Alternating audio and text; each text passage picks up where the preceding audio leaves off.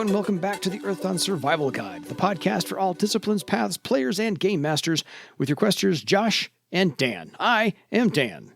I am Josh.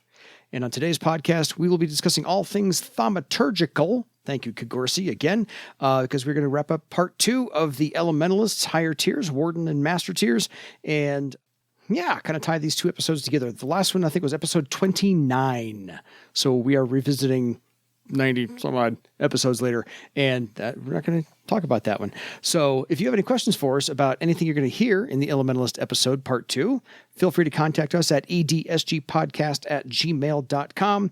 And how about we get the 2-minute rundown of what the Elementalist's role is in Earthdawn? Sure. From Josh. The Elementalist is one of the 4 magician disciplines, one of the spellcasters. The theme of the Elementalist is, not surprisingly, dealing with the elements and the elemental spirits of Earthdawn. Those are earth, air, fire, water, and wood.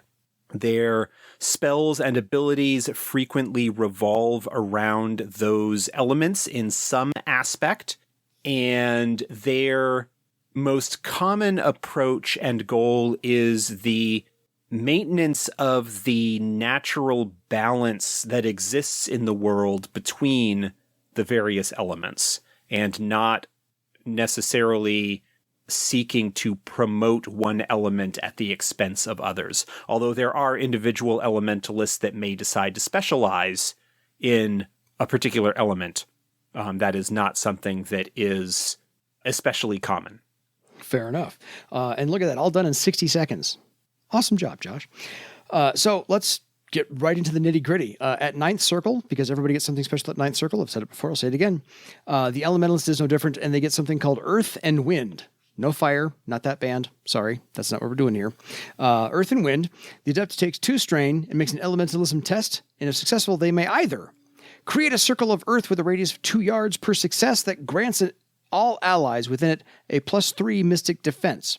The circle cannot be moved, but the Elementalist need not stay in it to maintain the effect, which lasts up to 24 hours, and it may be canceled by the Adept at any time. Or they can create a flow of air which circulates through a dome with a radius of 2 yards per success. The air is brought in from the plane of air, and, though cold, is clean and fresh. It immediately disperses any noxious fumes. If they are caused by a magical effect, the Elementalism test result is treated as a dispelling test, and the affected area cannot be moved, but the Elementalist may need not stay in it to maintain the effect either, which lasts up again to 24 hours, and may be canceled at any time.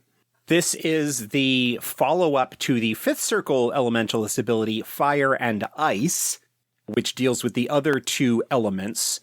Fire and Ice allows the Adept, again, with a appropriate test, to either create a small flame or to freeze water. So this expands the capabilities that they have with their sort of inherent understanding of elemental magic.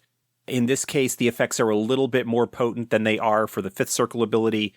Pretty straightforward otherwise. Yeah, that's nothing to sneeze at. I like both of those. So also at 9th Circle, the Elementalist may now spend a karma point when designing or crafting an item. So nice little bonus there. This karma ability ties into the role of Elementalists as one of the primary enchanters. Elementalists are very frequently involved in the creation and enchantment and design of magic items. Agreed. And the discipline talent at 9th Circle is new to the companion, Thunderous Resolve. I don't think we've talked about that one before. No. Thunderous Resolve is a willpower-based talent that allows the Adept to roll Thunderous Resolve when attempting to make tests to resist the ongoing effects of any spell. So any spell that has an ability to be counteracted while it's going... we had the question last week about Mind Fog, for example. Oh, yes. Which is a spell that allows a test when in combat every round in order to shake off its effects. Because it's a spell, Thunderous Resolve could be used to roll in place of the straight willpower in order to shake off the effects of that spell, just as an example. No, that's a perfect example because it ties into last week. So beautiful. Love that one. So on to 10th Circle for the Elementalist. The Adept gains a +2 to their physical defense. They also get a +1 to their original Mystic armor. And the Discipline talent is new to the Companion as well. Elemental Mastery. Elemental Mastery, I believe, is exclusive to Elementalists. I think you're right. This allows them, when casting a spell with an elemental keyword, so that the spell description has earth or air or whatever as a keyword for the spell, they can, for a cost of strain, add their rank in Elemental Mastery as a bonus to any thread weaving tests made with a spell of that sort. Yeah, it looks exclusive to me, so we'll go along with that. At 11th Circle, the Elementalist gains a +1 to their social defense, first time, and they also get to spend a karma point to improve one bonus from a spell they cast on an ally by +2. Not bad for point of karma. And the Discipline talent they get at 11th Circle is Vine Armor. I believe this is our first mention there as well. No, Vine Armor showed up with the Warrior because this is an enhancement to Woodskin. It provides an enhancement to Woodskin. So in addition to the normal bonuses that Woodskin provides to the Death and Unconsciousness rating, Vine Armor is an upgrade that gives the Adept bonus to Mystic Armor as well for as long as that Woodskin lasts. Clearly Josh's memory is better than mine because, yes, that was a few episodes ago. I'm not all there. So, fine. That's why we write things down. For me, Josh's memory is better. On to 12th Circle. The Elementalist gains a +4 from their original Mystic defense, and they also gain 2 recovery tests per day. So this is their second bonus on that one. So this is their second additional recovery test from the original amount. And the Discipline talent at 12th Circle, Concise Casting. Yeah, we talked about this with the Wizard. Yes. Several weeks back. This allows the magician to cast more than one spell in a round. Concise Casting acts essentially as a sort of second spell casting ability. There are some restrictions in terms of what types of spells you can cast with it, but it does allow the Elementalist or any magician, because they all get access to this talent, to follow up one spell with a lower powered spell as well. So what this would conceivably allow you to do is, rather than needing to spend the first couple of rounds casting your enhancement spells on your allies, air armor and that sort of thing, you could cast a more effective, perhaps direct damage or other area control spell or something like that of a higher circle, and that same round cast air armor, assuming that it meets the restrictions of that secondary casting. Yeah, that Concise Casting lays out. By the way, to your point, every single magician discipline in the Companion gets Concise Casting at 12th Circle. So yes. Even across the board. So that is a universal talent. Yes, as by design. So if those aren't enough, 10, 11, 12, 9th Circle, all those are all fantastic talents, especially Thunderous Resolve and Elemental Mastery. There are options you can get at all 4 of those circles, and there's many more options than there are circles. So you've got a nice little plethora of options here. And some of these are new to the Companion. Some are just playing catch up from the previous book, Player's Guide.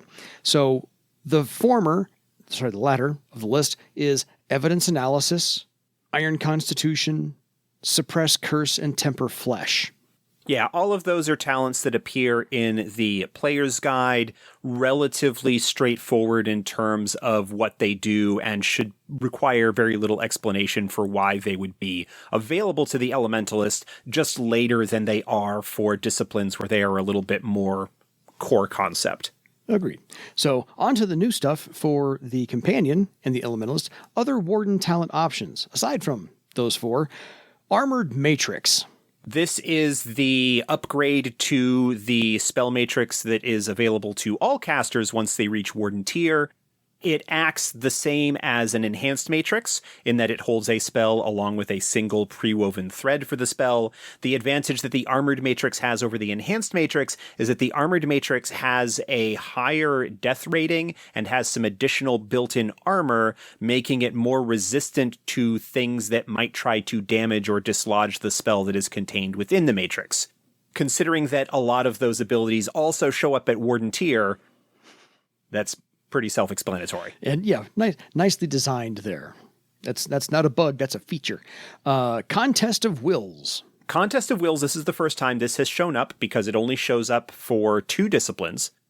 That being the Elementalist, the other one is the other summoner, the Nethermancer. Contest of Wills provides a bonus to the magician's willpower when engaging in a contest of wills with a spirit. It is an optional talent because not every magician is necessarily going to be taking an antagonistic approach towards spirits, or might not be involved super heavily in dealing with spirits a lot, but it is there as a potential tool just in case. Absolutely. Perfect Focus. We've talked about this a couple of times. This is the one that allows the adept to get bonuses to a sustained action. Considering the enchantment theme of the Elementalist, this is mainly there to deal with that aspect of things and potentially provide a bonus to their extended actions of enchanting magic items. Yeah, similar to the Weaponsmith's Correct. purpose as well. Plant Talk. Plant Talk is similar to Animal Talk in that it gives the adept the ability to communicate with plants in this case. It allows the adept to talk and be understood and to likewise understand plants. It doesn't actually compel the plant to communicate, but it just makes it possible. It's a neat little ability, kind of flavorful, and in the hands of a clever player, there is a lot of potential information that could be gleaned from questioning local flora. But otherwise, it's a not super remarkable, but still interesting little ability. It depends on how smart the game master want to make those plants. Well, you don't even necessarily need to make the plants particularly smart. The thing is that similar to like evidence analysis or Animal Talk or things like that, it allows another avenue for gathering intelligence or information about an area or about things that might have happened in an area, especially because plants are always just kind of there.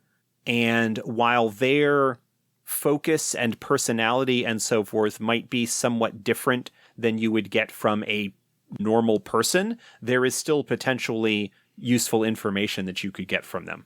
Agreed. Used it before in previous games. Range Pattern. Range Pattern is a thread weaving type talent that allows the adept to increase the range of a spell. The spell already needs to have a range beyond self or touch, but as a simple action, they make a test and each success increases the range of the spell. Nicely done. Beneficial to have. I want this to go further. Yeah, the advantage that this does is that rather than potentially needing to weave extra threads to increase the range of a spell, this is separate from any extra threads that you might be weaving there. So it's definitely something that enhances your ability to be even more flexible with what you can do with your spells. Nicely done. And last in the Warden talent options list, Summoning Circle. Summoning Circle is an upgrade to summoning. It's a sustained action, so this could also benefit from Perfect Focus. Mm-hmm. It essentially provides its rank as a bonus against any tests made to summon a spirit or entity into that circle. That's not bad. Yeah. Just saying. That's not bad at all. It takes some time to set up. It costs some strain depending on how powerful you want to make the circle. You can essentially make the circle up to the rank in terms of its power, And that provides its bonus to all tests. So that would include not just the summon test, but if there are any contests of wills or anything else like that that might happen, it's all good.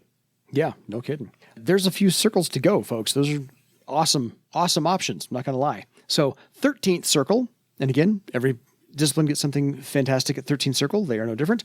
Elemental form. As a simple action for 5 strain, the adept draws on their connection with the elements and merges with their spirit with one of them. While this ability is active, they add +3 bonus to spell casting, including concise casting, thread weaving, and effect tests for all spells of the selected element. And each spell is cast with a free extra thread. No weaving test required, though this still counts toward normal maximums. The adept cannot cast spells of the element which has an advantage over them. Air cannot use earth, earth cannot use wood, fire cannot use water, water cannot use air, and wood cannot use fire. The adept is limited to this form for number of rounds equal to their rank in elementalism per day, and the strain cost is only paid to activate the change, not for each subsequent round spent in the form. If the adept wants to change forms or stop using the ability for a round, they must pay the strain cost again. Yeah, this is a boost to the Elementalist's magic. Yeah. +3 spellcasting, +3 thread weaving, +3 effect tests. I'd say so. And a free extra thread that you don't need to make a test for. Yeah, let's not forget that. Right. That's nothing to turn your nose up at. No, nothing at all. So, Elementalist, if you haven't quite gotten to 13th circle and if wondering if it's worth it, it's worth it. I promise you. Very much worth it. Also at 13th circle, the Elementalist gets a +3 to their physical defense from their original number. You add a +1 to your base initiative step, and you increase your karma step from a D6 to a D8. So that's all in there. And the discipline talent is Elemental Walk. Yeah, Elemental Walk is a pretty sweet ability. It allows the Elementalist to essentially ignore any negative effects that might result from exposure to an element for a limited period of time, but it means that if, depending on what element they chose when they used the talent, for example, if they used it on water, they could not drown. They would basically be immune to the effects of water on them. They could walk on Death's Sea if they chose it with fire for a limited period of time. Nice. If they chose air, they would be immune to like noxious fumes and gases and things like that. It doesn't necessarily prevent them from taking damage sort of in other ways. It doesn't like enhance their capabilities beyond what they can already do. Mm-hmm. If they chose it with earth, they would be protected from the damage in that case, but they wouldn't necessarily be able to dig their way out. Like it doesn't give them super strength in relation to earth or anything like that. And they can't move through earth like a worm does. So, and the result of the test is the number of minutes that effect is in place, and they can extend it automatically, or they can make a subsequent test to continue the duration just at the cost of the strain. Gotcha. On to 14th circle. The Elementalist gains a +5 to their Mystic defense and a +2 to their Mystic armor, again, from their original rolled up numbers at first circle. And the Discipline talent at 14th circle is Stone Skin. This one we also talked about with the Warrior. This is the enhancement to Earth Skin for an additional recovery test.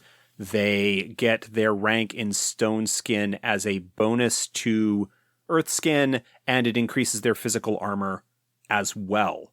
Keep in mind that the Elementalists do get access fairly early to Fire Heal, which can potentially give them access to quite a number of extra recovery tests to power abilities like this. Oh, very nice.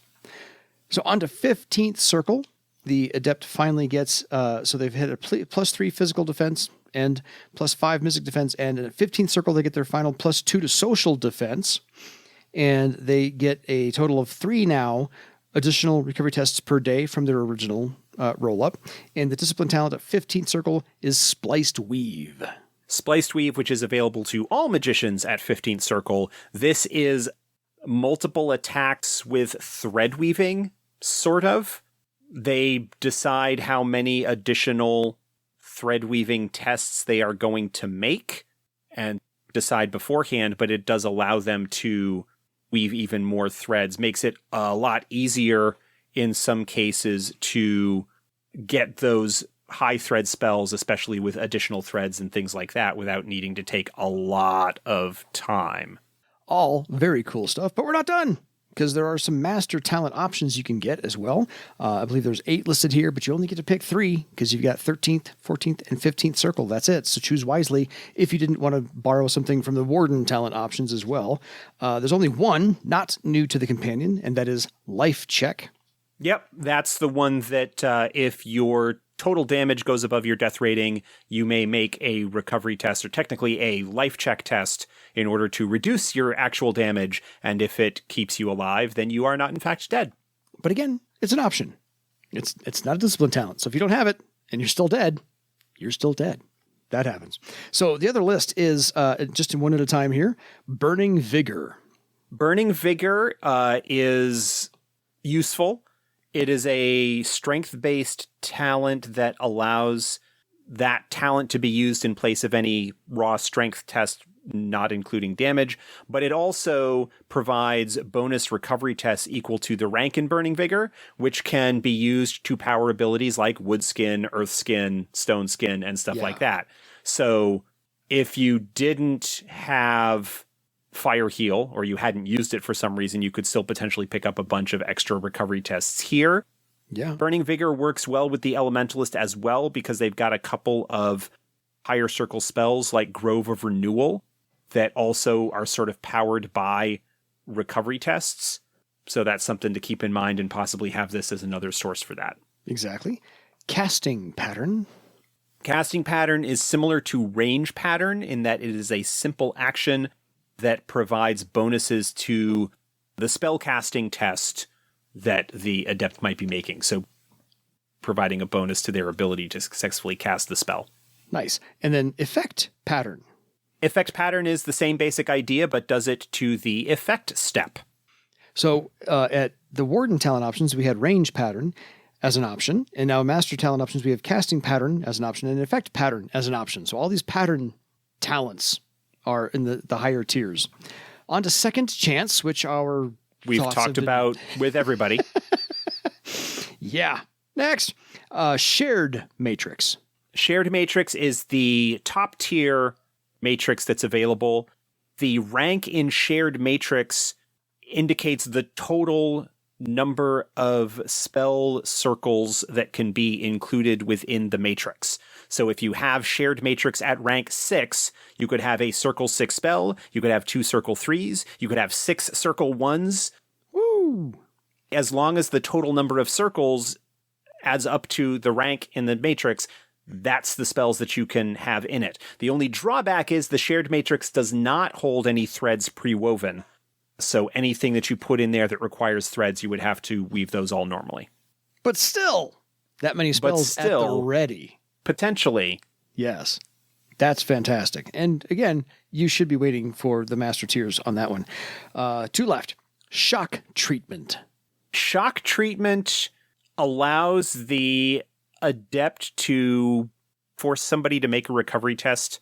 If successful, the target may spend a recovery test, or the magician can use one of their recovery tests. Oh, there you go. And each additional success on the initial shock treatment provides bonuses to that ability. It does have some restrictions. It doesn't work at all on dead characters. If their damage is over their death rating, it's not going to do anything. Nope. If they are conscious, they can only benefit from it once a day. It is a spell intended to bring people back from unconsciousness and to get them back into the fight.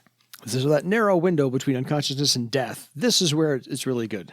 At this circle, really, it's not that narrow a window. Agreed. For people you're traveling with, maybe for the random, pedestrian victim, sure, maybe. One of those things. And last and certainly not least, one of my second favorite titles of a talent, Unflinching Fortitude. Yeah. Unflinching Fortitude just increases wound threshold. Yeah.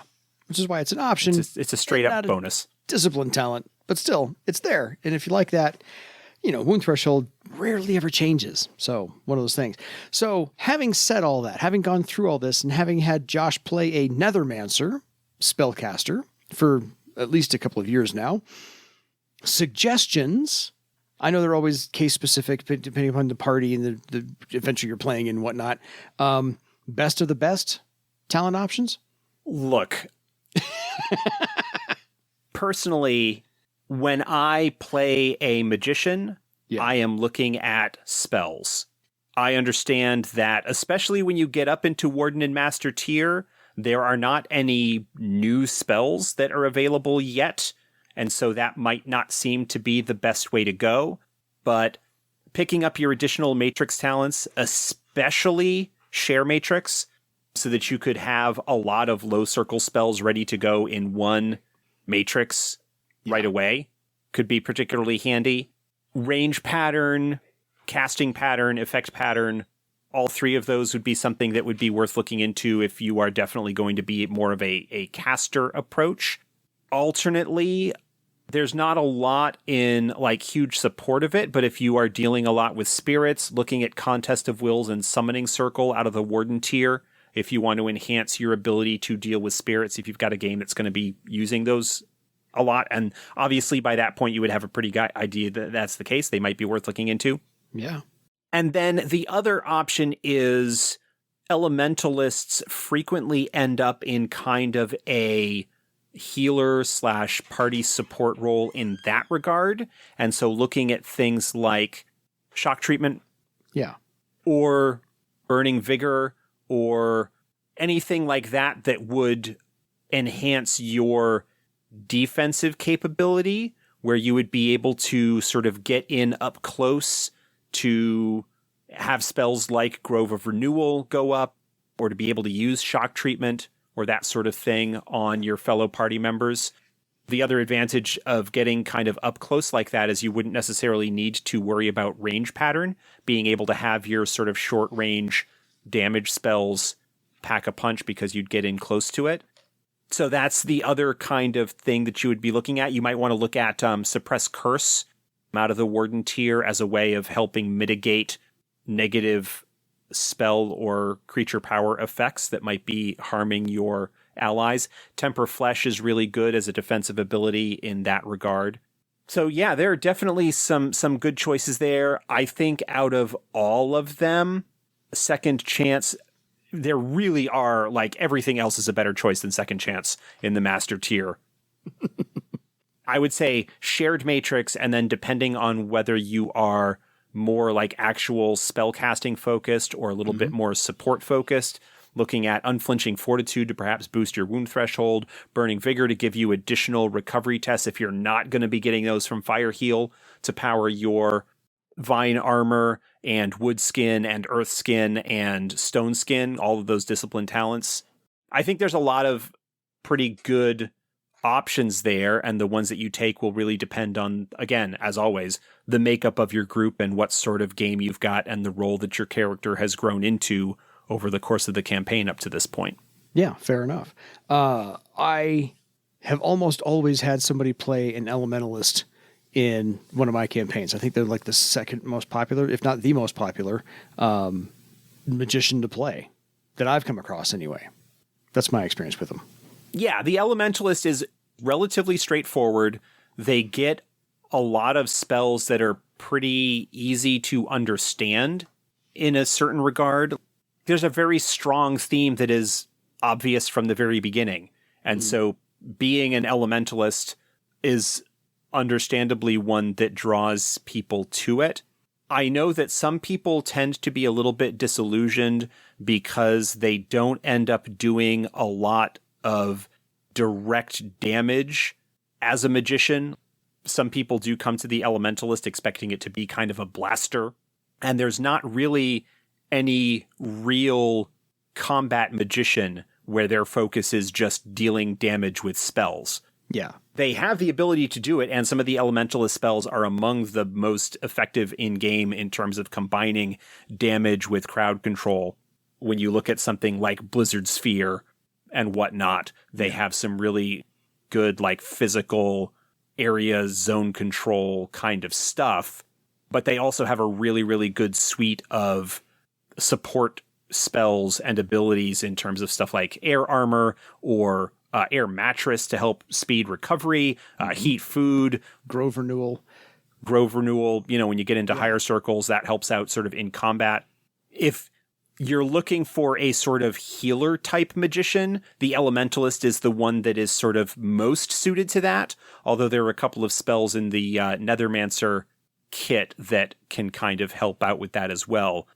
But an Elementalist, especially if they decide to expand out to be a Questor of Garland, can be super effective in terms of just extending the group's capability and speeding up their recovery time exponentially. Oh, fair enough. I like the Elementalist. It probably would be my go-to as well. I love wizards. That's just my thing. But I think the Elementalist has a wonderful, nuanced, and varied approach, not only to their talents, but their spells. And so it's not just a single-faceted, blunt object, to use last week's phrase, discipline. This has multiple facets on that look. So, Any final thoughts? Because I think... No, that covers it pretty well. The one sort of downside that you have when you get into any of the magicians in these Warden and Master tiers is the limit in terms of the spells that are available. I understand that frustration, and it is being worked on. As of this publication, obviously the recording of this, there's not anything out there, but that is going to change in the future. And I think the enhancements to spellcasting when it comes to additional threads and stuff like that makes things a little bit better in that regard. Agreed. So we are all, any magician types out there, are eagerly awaiting the new magic book. And so when it gets here, that will level the playing field of anybody's frustration on higher tiers, higher circles. Hopefully. Yeah. It should assuage anyone's fears and doubts. I'm fairly certain we'll all enjoy that book as much as we have the other ones. All right. So until next time, folks, it is time for you to go reach the elemental form of your legend. Good night, everybody.